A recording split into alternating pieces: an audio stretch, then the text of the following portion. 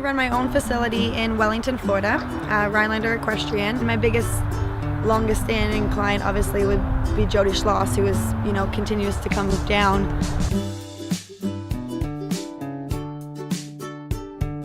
The most satisfying thing about coaching is that moment, like when you're explaining something to somebody, or they've been working on grasping a certain concept for a long time, and they finally get it, or they look at you and go, oh, that's what you meant, or no, it worked, that kind of I get it moment where it's like, aha, and I always love seeing that on people's faces, and they go, yeah, now you got it, and that's what you want to do, where they're constantly progressing, and allowing them or enabling them to achieve their goals has always been so satisfying.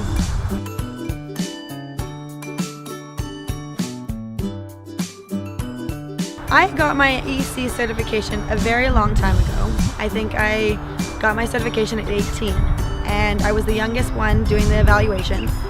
And at the time, the therapeutic riding stable in Newfoundland didn't have a certified coach. And in order to run their program, they had to have someone that was certified. So it was like either me or nothing. Now looking back on the experience and the things I learned from that, and writing lessons plans and structuring your lessons, and at that time you had to jump as well. You had to do jumping, you had to do dressage, teach people on lunge line lessons, lunge horses, the stable management and the written test, everything about it, looking back on it, I think was such a valuable learning experience for me. And I hope that that's made me a better coach, and I think it has made me a better coach, and I value that now more than I probably did at the time.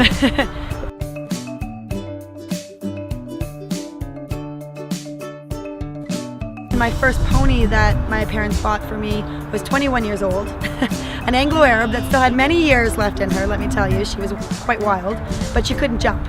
So as a young girl, all I could do was focus on dressage. And I think obviously a little bit has to do with personality, and I would just, sit in school and I would write out my own dressage tests. I'd make them up, and then I'd go to the barn in the evening and I would ride them. And I remember one of my coaches once came out and goes, who drew the perfect 20-meter circles in the middle of the ring, E and B, and they were so perfect. He goes, that was me. She goes, how long did you ride for? 45 minutes. Doing what?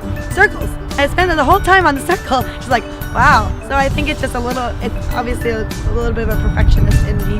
It just kind of drew me to the sport. And then the more and more I learned, and the more, advanced it became, and the more exciting it was, and the more fun I had with it. So yeah, there's no looking back.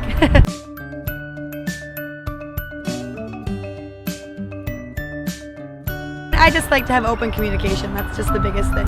I think the coach and the rider have to be aligned, and yeah, it's just, you still have to love the sport. That's the biggest thing. In the end, you have to love what you do.